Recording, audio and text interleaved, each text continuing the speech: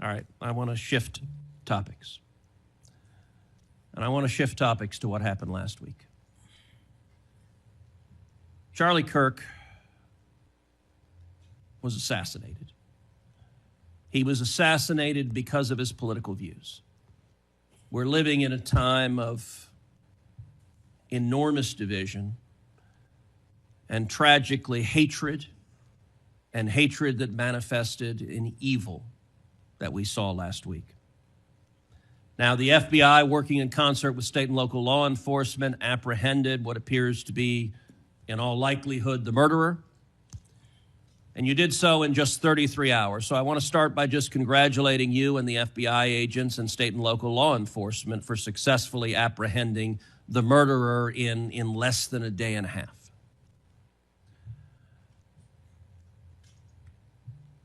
In the wake of that assassination, we have seen far too many people on the left celebrating the assassination. We've seen Democrats, we've seen activists cheering it on. We've seen, tragically, teachers in high schools, teachers in elementary schools, university professors cheering on the murder of Charlie Kirk. You and I both knew Charlie well. He was a good friend. He was an extraordinary man.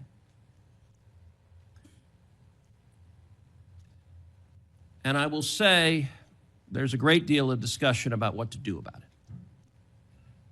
Under our Constitution, under the Bill of Rights, the First Amendment, speech is protected.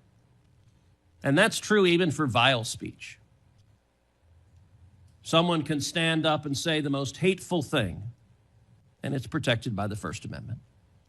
Nazis and Klansmen can march in the streets, and even though their speech is bigoted and horrible and racist, the First Amendment protects it. Conduct, however, is not protected by the First Amendment, particularly conduct that is violent. Violent conduct that is threatening others, that is harassing others, that is injuring, or in this case, murdering others, is most assuredly not protected by the First Amendment. And so I would encourage you and the FBI to focus on conduct. Now, speech can guide you to those engaged in conduct. And I will say one question that I have and many have, and I recognize this is an ongoing investigation, so I don't want you to say anything that would compromise the investigation.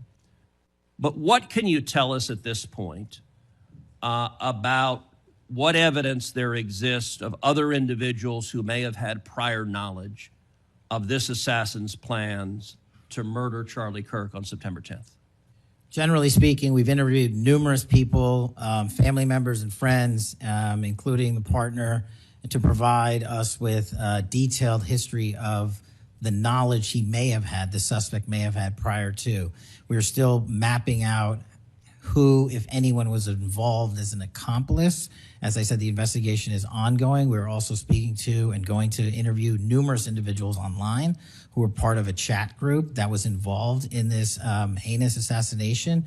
And we're also going to work with our state and local partners out in Utah to find out what community organizations, if any, participated or had any foreknowledge of this information. But it's very much ongoing. I remind everybody that it's not even been a week since Charlie's tragic death. Is it accurate? It's been widely reported that the assassin's roommate was a transgender man who was transitioning to be female, and it's also been reported that they may have been romantic partners. Is that accurate? Yes, Senator. And I assume the FBI is investigating. It has also been reported that there were transgender chat rooms that may have had some awareness of the plan to commit this murder. Is that accurate as well? I'm sorry, can you repeat the question? It's been reported that there were chat rooms of transgender activists that indicated some degree of potentially of foreknowledge of this murder. We're still developing that. Do you have any information? The bullet casings had on them both Antifa and LGBT wording on them. Do you have any indication of the source of those engravings and what inspired them? As to the actual source, we're still developing that. I want to encourage you in the course of this investigation, absolutely go after anyone who aided and abetted. But I want to more broadly encourage you, follow the money. The violence we are seeing is not purely organic. There is, I believe, significant money that is spreading dissension, that is spreading violence. Antifa. Do you believe Antifa is a terrorist organization?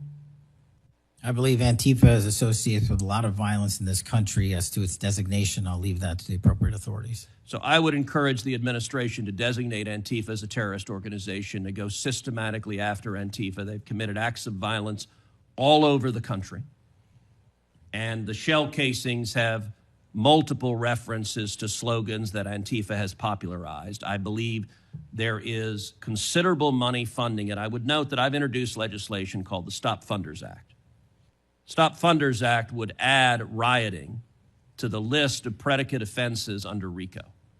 I believe the money should be tracked and prosecuted under RICO.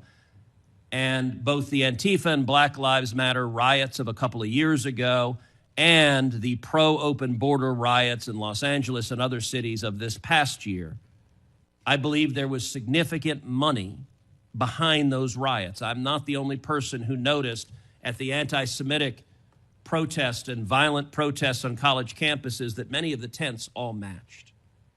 And so I would ask, would it aid your ability to prosecute these matters if Congress passed into law the Stop Funders Act and if rioting was added to the list of predicate offenses for RICO? Yes. Talk to me about the efforts of the FBI to go after the funders of the anti-Semitic protests on college campuses, the pro-open border protests in cities, and potential LGBT violence. Talk to me about the efforts to go after the money of those who are funding and promoting violence. As I've always said, Senator, money doesn't lie, and we've been following the money. And so that's what we're doing, issuing lawful process to organizations involved with criminal activity, because the money's got to come from somewhere and it has to be funded somehow. So we have extensive investigations ongoing into numerous organizations that are related to violent criminal activity. Cutting off the money will make America much safer, and that is the core job of the FBI. And I thank you for doing your job. Senator Patel.